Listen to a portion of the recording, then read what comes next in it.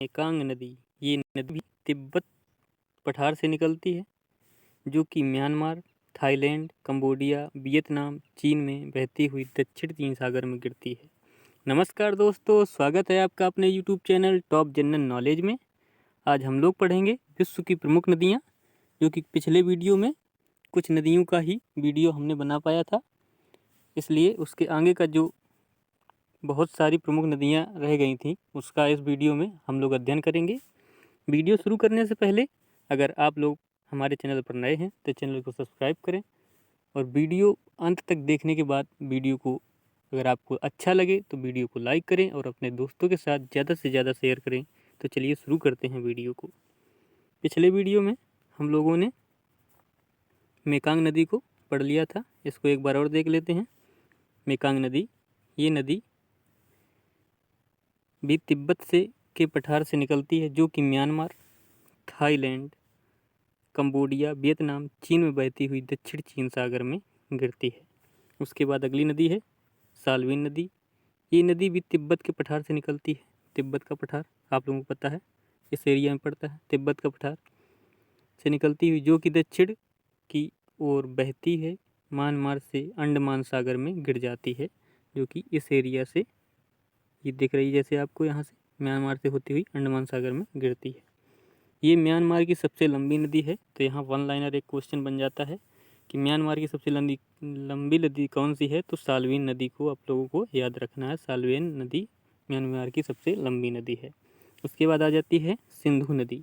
ये पाकिस्तान में बहने वाली प्रमुख नदी है जो कि तिब्बत के मानसरोवर से शुरू होकर बहते हुए अरब सागर में गिरती है। जैसे कि पता है कि ये चाइना के एरिया है, यहाँ से होती हुई ये तिब्बत से निकलती हुई मानसरोवर से ऐसे ही होके यहाँ पे अपना अरब सागर में गिर जाती है। अरब सागर में गिरने से पहले इसमें झेलम, चिनाब, रावी, ब्यास और सतलज नदियाँ आकर मिल जाती हैं। जैसा कि आप लोगों को यहाँ पे दिखाई दे रहा है कि ये काफ़ी नदियाँ यहाँ पर मिली हैं। यही नदी झेलम, चिनाब, रावी, ब्यास और सतलज मिल जाती हैं। और ब्यास इसमें डायरेक्ट कनेक्ट नहीं होती है, सतलज में ही यहाँ पर ब्यास कनेक्ट हो जाती है। उसके बाद ब्यास आगे जाके इसमें चिनाब में मिल जाता है और झेलम, रावी सारी के सारी इंडस या सिंधु नदी में मिलकर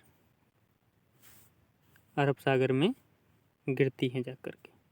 चलते हैं महावेली गंगा, जो कि अभी एशिया की प्रमुख नदियाँ हम लोग पढ़ रहे हैं। जैसा कि आप लोगों को यहाँ दिखा दे रहा है, ये श्रीलंका में बहने वाली सबसे लंबी नदी है। तो श्रीलंका में सबसे लंबी बहने वाली नदी कौन सी है, तो महावेली गंगा है, जो आप लोगों को यहाँ पर ये दिखाया गया है। जो और आमूर, ओब, लीना नदी, ये तीनों नदियाँ रूस की प्रमुख नदियाँ हैं। आमूर नदी रूस और चीन को की अंतर्राष्ट्रीय सीमा बनाती हैं। ये तीनों नदियाँ उत्तर की ओर बहती हुई जाती हैं, जैसा कि दिख रहा है। ओब नदी यहाँ पर है, लीना यहाँ पे है और आमूर यहाँ पर है। ये तीनों नदियाँ रूस की प्रमुख नदियाँ हैं।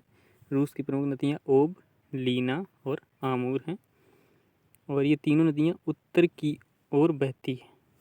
याद रखना, इसके साइड में प्रशांत महासागर, यहाँ पे ये अपना भारत है और इधर ये चाइना है, ये रूस है। रूस की प्रमुख नदियाँ ओब, लीना, आमूर दे रखी हैं। अब वोल्गा नदी, जो कि यूरोप की नदी है। वोल्गा ये यूरोप की सबसे लंबी नदी है, जो कि बलदाई पहाड़ से निकलती है और बहुत बहते हुए कैस्पियन सागर में गिर जाती है। जैसा कि आप लोगों को दिख रहा है, ये कैस्पियन सागर में गिर जाती है। ये वोल्गा नदी है जो यहाँ से होकर के यहाँ पे गिर जाती है। ये कैस्पियन सागर है और ये वोल्गा नदी है, जो कि यूरोप की सबसे लंबी नदी है। तो पूछा जाए यूरोप की सबसे लंबी नदी कौन सी है, तो वोल्गा नदी है। अब अगली है डेन्यूब नदी। आप लोगों को इसको बहुत ध्यानपूर्वक देखना है। अगर आपको एक बार में याद नहीं आता तो वीडियो को 2 बार या 3 बार देख सकते हैं। ये रिकॉर्डेड वीडियो आपके लिए उपलब्ध रहेगा। तो डेन्यूब नदी ये यूरोप की दूसरी सबसे बड़ी नदी है, जो कि जर्मनी के ब्लैक फॉरेस्ट पर्वत से निकलती है, बहती हुई काले सागर में गिर जाती है। आप इसका उद्गम स्थल याद रख सकते हैं और ये कहाँ पे जाके गिरती है, तो इसका ये भी याद लोगों को याद रखना होगा। जो वनडे एग्ज़ाम या फिर कोई भी एग्ज़ाम में बहुत ही महत्वपूर्ण होता है, जो कि नदियों से रिलेटेड एक क्वेश्चन पूछ लिया जाता है। इसके आगे वाली जो कि डेन्यूब रिवर, आप लोग इसमें मैप में देख सकते हैं, ये डेन्यूब रिवर है। और इसी में नीपर रिवर, ये जो हम लोग आगे पढ़ेंगे उसका नीपर ये है, जो कि काला सागर में दोनों गिरती हैं। रूस की प्रमुख नदी है जो कि बहते हुए काले सागर में गिरती है। जो डेन्यूब नदी है ये भी काला सागर में गिरती है, और नीपर नदी ये भी काला सागर में गिरती है। राइन नदी ये भी यूरोप की नदी है। ये नदी यूरोप की सबसे व्यस्ततम आंतरिक जल परिवहन मार्ग है इसका। आप लोग ये वन लाइनर याद रखना, ये नदी यूरोप की सबसे व्यस्तम नदी पूछी जाए तो राइन नदी अंतरिम जल परिवहन मार्ग है। इस नदी पर यूरोप का सबसे व्यस्तम रॉटरडम बंदरगाह है। आप लोग इसको भी याद रख सकते हैं, रॉटरडम बंदरगाह। रॉटरडम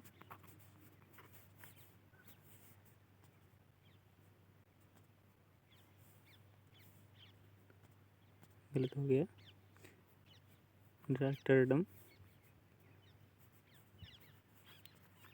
बंदरगाह। आप लोग इसको याद रखते हैं कि इस नदी पर यूरोप का सबसे व्यस्तम रॉटरडम बंदरगाह है। राइन नदी पर कौन सा सबसे व्यस्तम बंदरगाह है, तो आप लोगों से पूछ लिया जाएगा, तो आप लोग इसका जवाब याद रखना, रॉटरडम बंदरगाह राइन नदी पर सबसे व्यस्तम बंदरगाह स्थित है। इस नदी को यूरोप व्यापार की जीवन रेखा कहा जाता है। आप लोगों से पूछ लिया जाएगा कि यूरोप व्यापार की जीवन रेखा किस नदी को कहा जाता है, तो वो राइन नदी को कहा जाता है।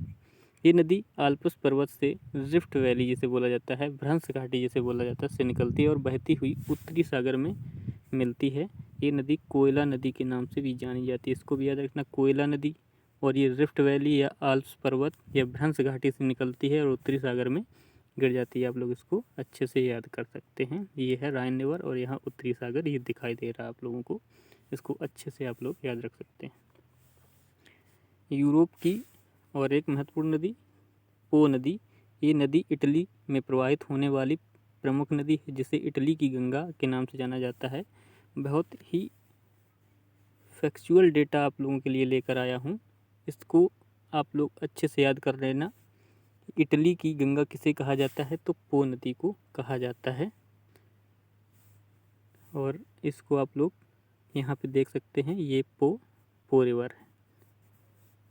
और डान नदी रूस की प्रमुख नदी है, जो कि पश्चिम रूस से निकलती है और बहती हुई एजोब सागर में गिर जाती है। आप इसको याद रख सकते हैं, ये कि दिख रहा है आप लोगों को, ये डॉन नदी है और ये एजोब सागर है। टाइबर नदी, इसको इटली में बहने वाली प्रमुख नदी है। इस नदी के किनारे इटली की राजधानी रोम बसी हुई है। अब आप लोग याद रखना, किस नदी के किनारे इटली की राजधानी रोम बसी है, तो आप लोग इसको याद रख सकते हैं, टाइबर नदी के किनारे बसा है। टेम्स नदी, इंग्लैंड की राजधानी लंदन इसी नदी के किनारे बसी है, तो इसको भी याद रख सकते हैं आप लोग, टेम्स नदी, इसके किनारे इंग्लैंड की राजधानी लंदन बसी हुई है। नील नदी, जो कि अफ्रीका की नदी है। अफ्रीका के साथ साथ ये विश्व की सबसे लंबी नदी है। इसकी लंबाई 6690 किलोमीटर है। आप लोग इसको अच्छे से याद कर लेना। दुनिया की या विश्व की सबसे लंबी नदी जो है वो नील नदी है। नील नदी श्वेत नील और ब्लू नील नदी से मिलकर बनी है। जैसा कि आप लोग यहाँ देख सकते हैं, ये यहाँ से यहाँ तक और यहाँ तक श्वेत नील और ब्लू नील से मिलकर बनी हुई ये नील नदी है। श्वेत नील विक्टोरिया झील से निकलती है और ब्लू नील इथोपिया की ताना झील से निकलती है। आप लोग याद रख सकते हैं इसको, या फिर आप लोग इसको मैप में देख सकते हैं, विक्टोरिया झील और ताना झील से निकलती है ब्लू नील, और ये श्वेत यहाँ पर विक्टोरिया से निकलती है। ये दोनों नदी सूडान की राजधानी खार्तूम के पास आकर मिलती हैं। मिलने के बाद ये नील नदी कहलाती है और आगे बहते हुए भूमध्य सागर में गिर जाती है। आप लोग इसको मैप में देख सकते हैं। ये जो कि सूडान की राजधानी खार्तूम है, यहाँ पे आके दोनों श्वेत नील और ब्लू नील मिलकर आप लोगों को नील नदी कहलाती है यहाँ पर, और आगे जाकर ये भूमध्य सागर में मिलती हैं जाकर। 6 प्रमुख देशों की नील नदी है। यह अपोहा क्षेत्र है जहाँ पर ये बहती है। ये Rwanda, Kenya, Sudan, Ethiopia, Uganda और मिस्र, आप लोग जिसको इजिप्ट बोलते हैं, इसको याद रख सकते हैं। इसको आप लोग याद रखना कहाँ कहाँ से बहती है। Rwanda, Kenya, Sudan, Ethiopia, Uganda और मिस्र। चलते हैं अगली जो कि प्रमुख नदी है, जायरे नदी। इसे कांगो नदी भी कहा जाता है। ये अफ्रीका की दूसरी सबसे बड़ी नदी है। ये नदी भूमध्य रेखा को 2 बार काटती है। आप लोग इसको याद रख सकते हैं। इसे कांगो नदी भी कहा जाता है। पूछा जाए जायरे नदी या कांगो नदी में से आप लोगों को कंफ्यूज किया जा सकता है। जायरे नदी का नाम दे दिया जाएगा कांगो नदी, तो इसी को कांगो और इसी को जायरे नदी भी कहा जाता है। ये अफ्रीका की दूसरी सबसे बड़ी नदी है। और पहली सबसे बड़ी नदी अफ्रीका की कौन सी है? नील नदी। और ये दूसरी जायरे नदी है। ये भूमध्य रेखा को आप लोग देख सकते हैं यहाँ पर, ये यहाँ से निकला हुआ है जायरे, और यहाँ से निकलती हुई ये भूमध्य रेखा को 2 बार काट रही है। ये भूमध्य रेखा को 2 बार काटती है। लिम्पोपो नदी दक्षिण अफ्रीका की सीमा से निकलती है, जो कि बहते हुए हिंद महासागर में गिर जाती है। ये नदी मकर रेखा को 2 बार काटती है। आप लोग यहाँ देख सकते हैं, क्योंकि यहाँ से मकर रेखा गुजर रही है और ये यहाँ से होती हुई यहाँ पे हिंद महासागर में गिर जाती है। आप लोग इसको बहुत अच्छे से याद रखना। नाइजर नदी, इस नदी को ऑयल रिवर के नाम से भी जाना जाता है। पश्चिमी अफ्रीका से निकलकर गिनी की खाड़ी में गिर जाती है। आप लोग नाइजर नदी को देख सकते हैं। ये यहाँ से निकल के, और अच्छे से याद रखना, यहाँ से नदी निकल के और गिनी की खाड़ी जो कि यहाँ पे है, इसको याद रखना, यहाँ पर गिर जाती है या मिल जाती है। गिनी की खाड़ी में नाइजर नदी जाकर मिल जाती है। जाम्बेजी नदी ये भी इम्पोर्टेंस है। पश्चिमी जाम्बिया से निकलकर बहती हुई हिंद महासागर में गिर जाती है। इस नदी पर विक्टोरिया जलप्रपात स्थित है। साथ ही करीबा बांध भी इसी नदी पर निर्मित किया गया है, जो कि अफ्रीका में सबसे ज़्यादा जल विद्युत का उत्पादन करता है। अब आप लोगों से यहाँ पे पूछ लिया जाएगा, अफ्रीका में जल विद्युत का उत्पादन करने वाला सबसे बड़ा बांध कौन सा है? सबसे ज़्यादा कौन सा बांध उत्पादित करता है? तो करीबा बांध, इसको याद रखना है एक तो। दूसरा, इस नदी पर विक्टोरिया जलप्रपात स्थित है।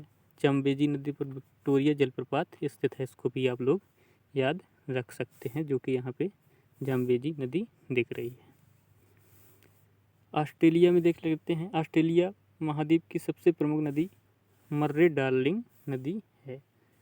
ये मर्रे डार्लिंग आप लोग याद रखना। मर्रे डार्लिंग नदी कास्यूस्को पर्वत से निकलती है, आगे जाकर डार्लिंग नदी आगे जाकर इसमें गिरती है, और ये मर्रे डार्लिंग नदी बनकर हिंद महासागर में गिरती है। आप लोग ये देख सकते हैं, यहाँ से और यहाँ से दोनों मिल जाते हैं, डार्लिंग और मर्रे, तो यहाँ पे इसको दोनों मिलकर हिंद महासागर में गिरते हैं, तो इसको मर्रे डार्लिंग के नाम से जाना जाता है। मर्रे नदी की लंबाई लगभग 2500 किलोमीटर है और डार्लिंग नदी की लंबाई लगभग 1400 किलोमीटर है। इसको भी आप लोग फैक्चुअल डेटा के रूप में याद रख सकते हैं।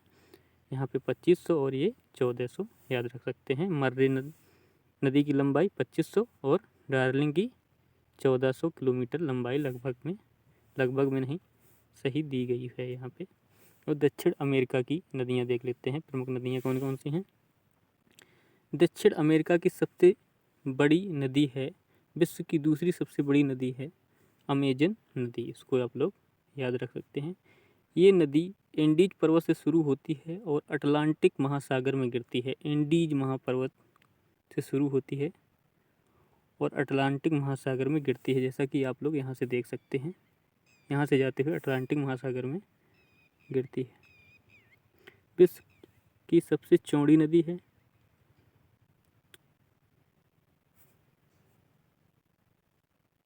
ड्रेनेज एरिया के अनुसार विश्व की सबसे बड़ी नदी, इस नदी का ड्रेनेज एरिया अपोहा तंत्र लगभग 70 लाख वर्ग किलोमीटर है। आप लोग इसको याद रख सकना, इस फैक्ट को याद रख लेना। ये 70 लाख वर्ग किलोमीटर में अपोहा तंत्र लगभग इसका जो 70 लाख वर्ग किलोमीटर है। पराना नदी को आप लोग याद रखते हैं, दक्षिण अमेरिका की दूसरी सबसे बड़ी नदी है। ये नदी ब्राजीलियन उच्च भूमि से होकर होती हुई ब्राज़ील, पराग्वे और अर्जेंटीना में बहते हुए अटलांटिक सागर से मिल जाती है। देख सकते हैं आप लोग यहाँ पे मैप में दिखाई पड़ रहा है, जैसे कि ब्राज़ील, पराना, पराग्वे और अर्जेंटीना से होते हुए यहाँ पे अटलांटिक महासागर में मिल गई है आकर। उत्तरी अमेरिका, मिसिसिपी, मिसौरी, इसको याद रखना, मिसिसिपी, मिसौरी, ये नदी उत्तरी अमेरिका की सबसे लंबी नदी है। अब उत्तरी अमेरिका की सबसे लंबी नदी मिसिसिपी, मिसौरी, ये नदी मिसिसिपी और मिसौरी नदी से मिलकर बनी है। मिसिसिपी नदी का उद्गम इस्टाका झील से होता है, आप लोग इसको याद रखना, इस्टाका झील, और सेंट लुइस में मिसौरी नदी के साथ मिलकर बहती हुई मेक्सिको की खाड़ी में गिर जाती है। इस नदी की कुल लंबाई 6240 किलोमीटर है। ये नदी विश्व की सबसे बड़ी नदी तंत्र बनाती है, सबसे बड़ा नदी तंत्र बनाती है। विश्व का सबसे बड़ा नदी तंत्र बनाने वाली नदी कौन सी है? तो मिसिसिपी, मिसौरी नदी है। सेंट लॉरेंस नदी, इसको आप लोग याद रखना, आप लोग मैप में देख सकते हैं, मिसिसिपी ये दिख रहा है और मिसौरी ये, और दोनों यहाँ पर मिलकर मिसिसिपी मिसौरी बनाते हैं, जो कि मेक्सिको की खाड़ी में जाकर गिरती हैं। आप लोग इसको याद रख सकते हैं। अगली सेंट लॉरेंस नदी, ये उत्तरी अमेरिका की प्रमुख नदियों में से एक है, जो कि ये ग्रेट लेक्स को अटलांटिक महासागर से जोड़ने का काम करती है। ये नदी विश्व का सबसे व्यस्तम आंतरिक जल परिवहन मार्ग बनाती है। आप देख सकते हैं यहाँ पे, ये नदी विश्व का सबसे व्यस्तम आंतरिक जल परिवहन मार्ग बनाती है। इसको देख सकते हैं, ग्रेट लेक्स यहाँ पे है, सेंट लॉरेंस ये आपको दिखाई पड़ रहा है। चलते हैं उत्तरी अमेरिका की और कुछ महत्वपूर्ण नदियों के बारे में जानकारी लेते हैं। मैकेंजी नदी, ये कनाडा की सबसे लंबी नदी है, कनाडा मैकेंजी, जो कि यहाँ पे आप लोगों को दिखाई पड़ रहा है। कनाडा की सबसे लंबी नदी कौन सी है? मैकेंजी नदी। हडसन नदी न्यूयॉर्क शहर में इसी नदी के किनारे बसा है। न्यूयॉर्क शहर जो है वो हडसन नदी के किनारे बसा हुआ है, आप लोग यहाँ देख सकते हैं उत्तरी अमेरिका में। रियो ग्रांडे नदी यूएसए और मेक्सिको की अंतर्राष्ट्रीय सीमा बनाते हुए मेक्सिको की खाड़ी में गिर जाती है। आप लोग रियो ग्रांडे देख सकते हैं यहाँ पे, और ये मेक्सिको की खाड़ी में यहाँ पे आके गिर जाती है। तो आज के वीडियो में इतना ही, मिलते हैं अगले वीडियो में। वीडियो पूरा देखने के बाद अगर आप लोगों को वीडियो पसंद आया हो तो आप लोग वीडियो को लाइक करें और अपने दोस्तों के साथ ज़्यादा से ज़्यादा शेयर करें, चैनल को सब्सक्राइब करें और ऐसे ही सपोर्ट बनाए रखें। धन्यवाद, मिलते हैं अगले वीडियो में।